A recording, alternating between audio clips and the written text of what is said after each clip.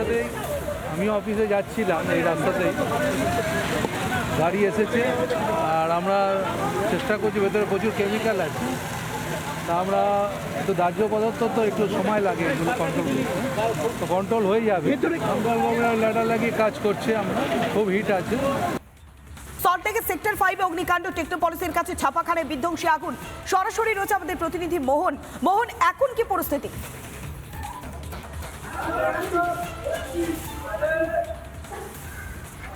একেবারে পল্লবী, তোমায় বলে দিই যে দমকল কর্মীরা তারা কিন্তু আপ্রাণ চেষ্টা করছেন আগুন নিবানোর জন্য, এবং কারখানার কর্মী তারাও কিন্তু হাত লাগিয়েছে। সেই ছবি তোমাদের দেখায় যে দেখো এই যে আগুনের, এইটা হচ্ছে যে ছাপাখানা, তার কিন্তু পিছনের দিক, এই পিছনের দিক থেকে কিন্তু এই যে তুমি দেখছো যে এখনো ভিতরে আগুন জ্বলছে, ঠিক এখান থেকে কিন্তু অগ্নিসংযোগের ঘটনা ঘটেছিল, যেটা আস্তে আস্তে কারখানার বাকি অংশকে গ্রাস করে নেয়। দমকল কর্মীরা এবং এখানকার যারা অন্যান্য কর্মী রয়েছেন, কারখানার কর্মী রয়েছেন, তারাও কিন্তু আগুন নেওয়ানোর চেষ্টা চালিয়ে যাচ্ছেন। তারা কিন্তু আগুন নেওয়ানোর জন্য তার দমকলকে সাহায্য করছেন, এবং যেটা হচ্ছে যে আগুন যেহেতু যেটা হচ্ছে যে কেমিক্যাল মেটেরিয়ালস ছিল, যার ফলে কিন্তু আগুন দ্রুত ছড়িয়ে পড়ে এবং স্প্রেড হয়ে যায়। তবে এখনো পর্যন্ত ক্ষয়ক্ষতির পরিমাণ বোঝা যায়নি। দমকল তারা কিন্তু আপ্রাণ চেষ্টা চালিয়ে যাচ্ছেন যাতে দ্রুততার সাথে আগুনটাকে নিয়ন্ত্রণে আনা যায়। কিন্তু তোমায় বলে রাখি যে এখনো তুমি দেখতে পাচ্ছ ছবিটা, যে এখনো কিন্তু যে কারখানার ভিতরে অংশ, অর্থাৎ ছাপাখানার যে মূল অংশ, সেখানে কিন্তু এখনো আগুন কিন্তু জ্বলছে ভিতরের মধ্যে, এবং বাইরের যারা অংশ দমকল কর্মীরা কিন্তু তারা চারিপাশ থেকে, অর্থাৎ এই কারখানার পেছন দিক থেকে, সামনের দিক থেকে এবং সাইড চারিপাশ থেকে কিন্তু আগুন নেওয়ানোর জন্য দমকল কর্মীরা তারা কিন্তু সচেষ্ট রয়েছে। সে ছবি তুমি দেখতে পাচ্ছ যে দমকল কর্মীরা আগুন যাতে দ্রুত অ্যারেস্ট করা যায় আগুনকে, তার যে প্রচেষ্টা তারা কিন্তু চালিয়ে যাচ্ছে, এবং মূলত যে কেমিক্যাল জাতীয় জিনিসপত্র থাকায় আগুন কিন্তু দ্রুত স্প্রেড করেছে, যার ফলে কিন্তু আগুন বেড়ে গেছে। তুমি দেখতে পাচ্ছ যে ইতিমধ্যে কিন্তু কারখানার যে ছাপাখানার যে ভিতরে, সে ভিতরের অংশেও কিন্তু দমকল কর্মীরা তারা জীবনের ঝুঁকি নিয়ে তারা কিন্তু ভিতরে চলে গেছেন, আগুন নেওয়ানোর চেষ্টা চালিয়ে যাচ্ছেন, এবং এই যে কারখানার যারা কর্মীরা রয়েছে তারাও কিন্তু সাহায্য করছে। সেই ছবি আমরা দেখতে পাচ্ছি যে দেখো যে এইটা, আমি কিন্তু পাশের বাড়িতে রয়েছি, সেই পাশের বাড়ি থেকেও আগুনটাকে নিভানোর জন্য তারা কাজ করে যাচ্ছেন। এবং তোমায় দেখাবো যে ছবিটা, যে তুমি দেখো যে এইখানে এই যে কারখানা, মূলত দেখো এখনো কিন্তু ভিতরের অংশ কিন্তু আগুন জ্বলছে। সেই ছবি কিন্তু আমরা দেখতে পাচ্ছি যে এখনো ভিতরের অংশে কিন্তু আগুন জ্বলছে। দমকল কর্মীরা তারা কিন্তু আপ্রাণ চেষ্টা করছেন যাতে আগুনকে অ্যারেস্ট করা যায়, এবং এবার তুমি দেখতে পাচ্ছ সেই চারিপাশ থেকে, একদিকে যেন ভিতরে কিছু কর্মীরা ঢুকেছেন দমকল কর্মীরা, অপরদিকে পাশের যে বিল্ডিং সেখান থেকেও কিন্তু আগুন নেওয়ানোর জন্য তারা চালিয়ে যাচ্ছেন। যেহেতু কেমিক্যাল রয়েছে তাই কিন্তু বেগ পেতে হচ্ছে দমকল কর্মীদের আগুন নিয়ন্ত্রণ আনার জন্য, এবং সেই ছবিটাই কিন্তু রিপাবলিক বাংলার পর্দায় আমরা তুলে ধরার চেষ্টা করছি। এবং অগ্নিসংযোগ মূলত ঠিক এই যে মেন ছাপাখানা, অর্থাৎ যে মেন প্রিন্টিং হাউস, সেখান থেকে কিন্তু মূলত শুরু হয়েছে, এবং এখান থেকে কিন্তু সেই ছাপাখানার কারণেই বিধ্বংসী আগুন, আর পরপর বিস্ফোরণের শব্দ শোনা গিয়েছে। সেক্ষেত্রে বিস্ফোরকের প্রকৃতি সম্পর্কে এখনো পর্যন্ত কি দমকল কিছু অনুমান করতে পেরেছে আনন্দমোহন?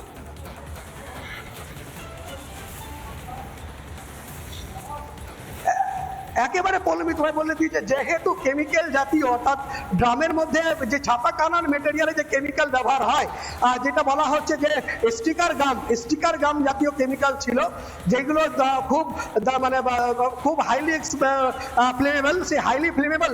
আনন্দমোহন, তুমি আমাদের সঙ্গে থাকো, আমাদের অপর প্রতিনিধি অনুপম রয়েছে আমাদের সঙ্গে। অনুপম, এখনো পর্যন্ত আগুন নিয়ন্ত্রণে আনতে দমকল কর্মীদের বেগ পেতে হচ্ছে, কি পরিস্থিতি, লেটেস্ট কি আপডেট রয়েছে অনুপম?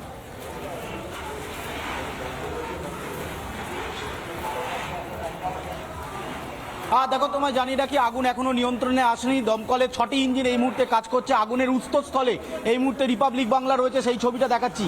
এই যে পেছনের অংশ দেখতে পাচ্ছ, এটাই আগুনের উৎসস্থল, এবং গোটা বিল্ডিংয়ের যে পেছনের অংশ, সেই পেছনের অংশ এখনো পর্যন্ত দাউ দাউ করে জ্বলছে। আমি দমকল যেভাবে কাজ করছে, আমি দীপঙ্করকে বলবো এদিকে আসার জন্য। দমকলের কর্মীরা তুমি দেখতে পাচ্ছ যে কিভাবে এই মুহূর্তে হোস পাইপ দিয়ে জল দেওয়ার চেষ্টা করছে। আমি বলবো দীপঙ্করকে একটু দেখানোর জন্য।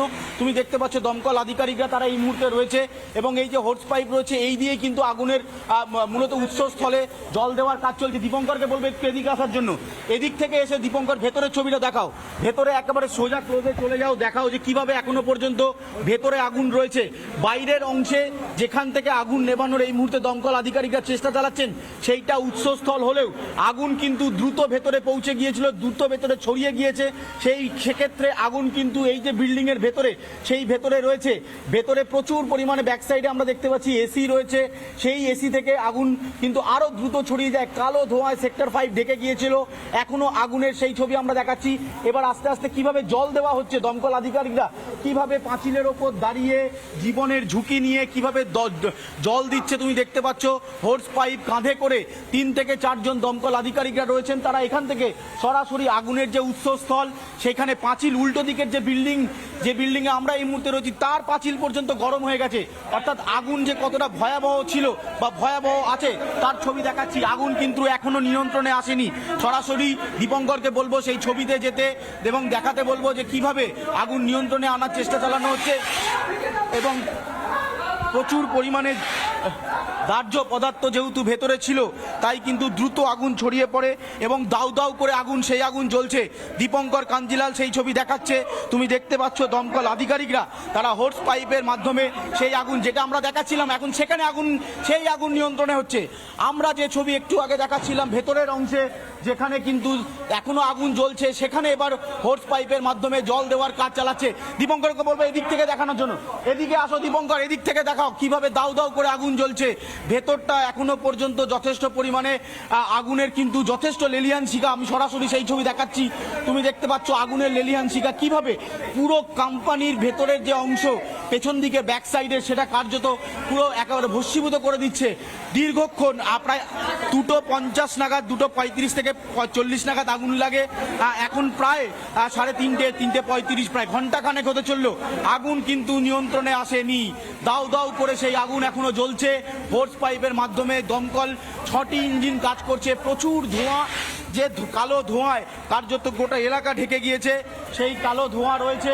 দমকল আধিকারিকরা বিভিন্ন জায়গা থেকে জল দেওয়ার চেষ্টা চলছে।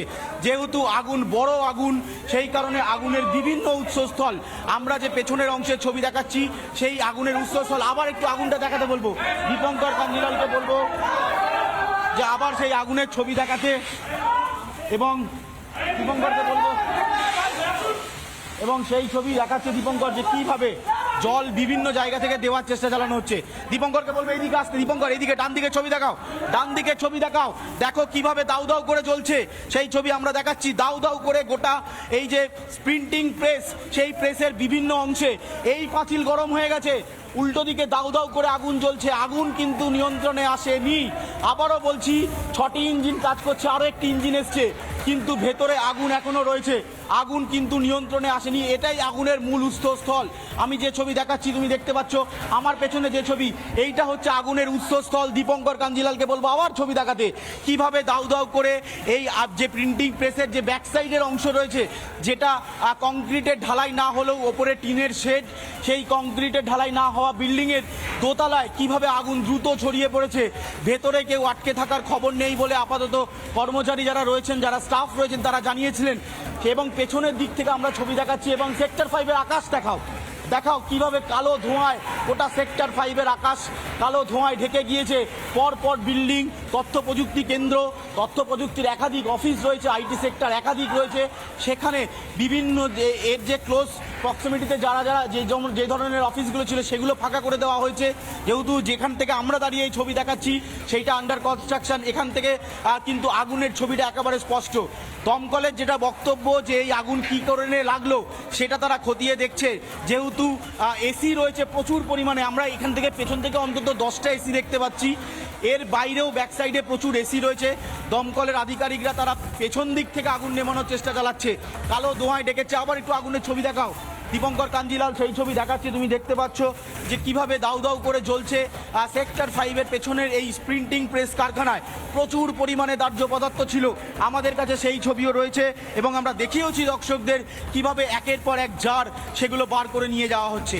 এত পরিমাণ দাহ্য পদার্থ রাখার কি কারণ, কেন রাখা হয়েছিল, এই প্রশ্নগুলো ঘোরাফেরা করছে এবং কোনো ফায়ার লাইসেন্স ছিল কিনা কোনো অডিট হয়েছিল কিনা এই প্রশ্নটা এই মুহূর্তে বড় হচ্ছে। এবং এই যে আগুন তুমি দেখতে পাচ্ছ এখনো পর্যন্ত এই বিল্ডিংয়ের পেছনের দিকের ছবি আমরা যেটা দেখাচ্ছি সেখানে রয়েছে। এবং এই পার্শ্ববর্তী এলাকায় আমি বলবো দীপঙ্করকে এদিকে আসার জন্য, পার্শ্ববর্তী যে অঞ্চল রয়েছে, যে এলাকাটা রয়েছে, তার আশেপাশে যে অফিসগুলো রয়েছে সেগুলো ফাঁকা করে দেওয়া হয়েছে।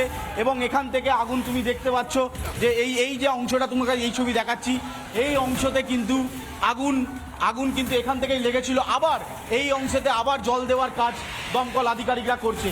দমকল আধিকারিকরা তারা কিন্তু এই মুহূর্তে জল দিয়ে, যেহেতু আমরা বারবার বলছি পেছনের দিকে যে ঘরগুলো রয়েছে সেখানে আগুনের উৎসস্থল এখনও রয়েছে, স্বাভাবিকভাবে এখান থেকে আবার জল দেওয়ার কাজ দমকল আধিকারিকরা করছে। অর্থাৎ এই যে আগুন এখনও পর্যন্ত ঘণ্টাখানেক হতে চলল, এখনও নিয়ন্ত্রণে আসেনি।